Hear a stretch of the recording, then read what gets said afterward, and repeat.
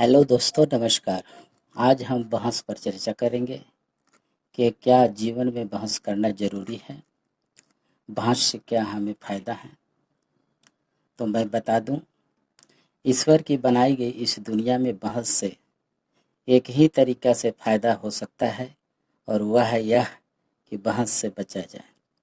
बहस से उसी तरह से बचो जिस तरह से आप सांप या भूकंप से बचते हैं।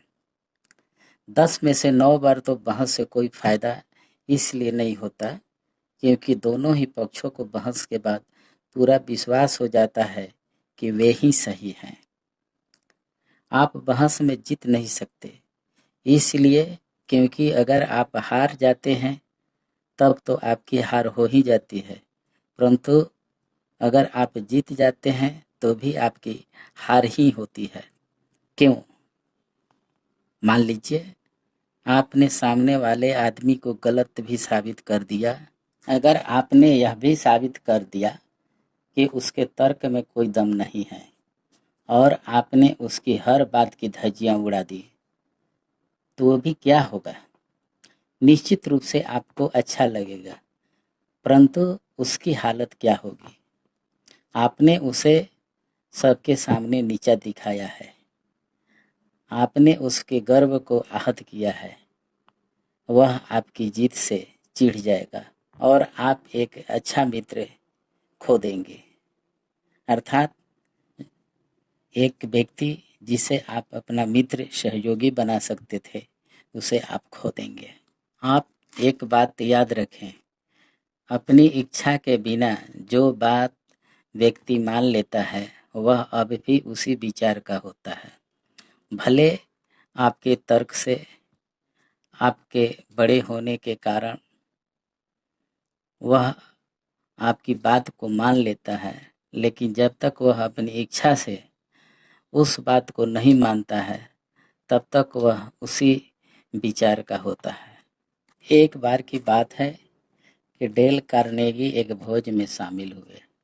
डिनर के दौरान उनके बगल में बैठा व्यक्ति ने एक मजाकिया कहानी सुनाई जो एक कोटेशन पर आधारित थी।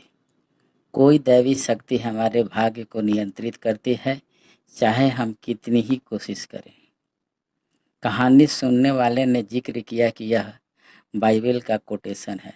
डेल का कहना था कि यह गलत था। मैं अच्छी तरह जानता था, इस बारे में मेरे मन में जरा सी भी संदेह नहीं था, और इसलिए महत्वपूर्ण बनने की लालसा के कारण और अपने श्रेष्ठ सिद्ध करने के लिए मैंने अपने आप को रोक नहीं पाया।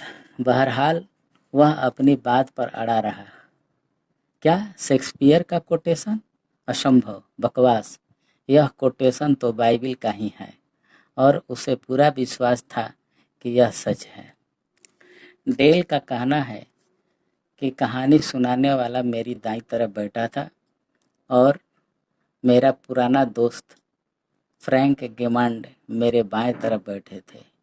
गेमांड ने वर्षों तक शेक्सपियर का अध्ययन किया है, इसलिए हमने उन्हीं से इस विवाद का निपटारा करवाने का फैसला किया।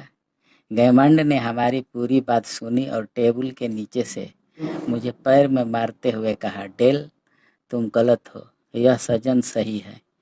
यह कोटेशन बाइबल का ही है। उस रात को घर लौटते समय मैंने रास्ते में गेमांड से कहा, फ्रैंक, तुम जानते थे न कि यह कोटेशन शेक्सपियर का है? गेमांड ने कहा, तुम्हें पसंद करने लगेगा, क्यों न उसे उसकी इज्जत बचाने दी जाए। उसने तुम्हारे राय नहीं पूछी थी, उसे तुम्हारी राय की ज़रूरत भी नहीं थी। उसके साथ बहस क्यों करना? तीखी बहस से हमेशा बचना चाहिए। दुनिया में बहुत से ऐसे लोग हैं जो बहस करने में और झगड़ने में अपनी ज़िंदगी के कई साल बर्बाद कर देते हैं, और इससे उन्हें किसी भी प्रकार का कोई फ़ायदा नहीं होता है।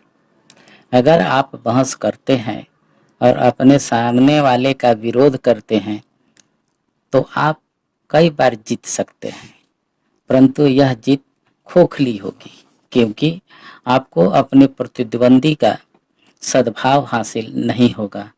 तो आप खुद ही सोचें, आप क्या पसंद करेंगे? बहस में नाटकीय सैद्धांतिक विजय या सामने वाले का सद्भाव हासिल करना चाहेंगे? दोनों चीज़ें एक साथ हासिल होना बहुत मुश्किल होता है।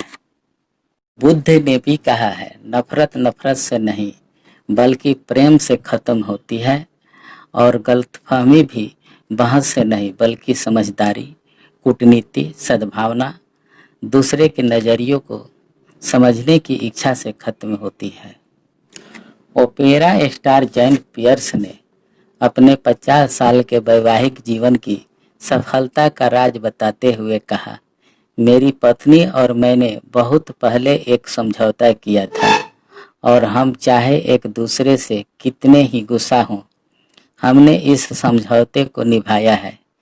जब एक गुस्सा हो रहा हो और चीख रहा हो तो दूसरा ठंडे दिमाग से उनकी बातें सुनेगा, क्योंकि अगर दोनों ही चीखने लगे तो संवाद हो ही नहीं सकता और घर में शोरगुल और विवाद के अलावा कुछ भी नहीं होगा। अपनी बातें इसलिए भी नहीं मनवा पाते क्योंकि कई बार हम दैनिक जीवन में उनसे छोटी छोटी बातों पर बहस कर लिया करते हैं।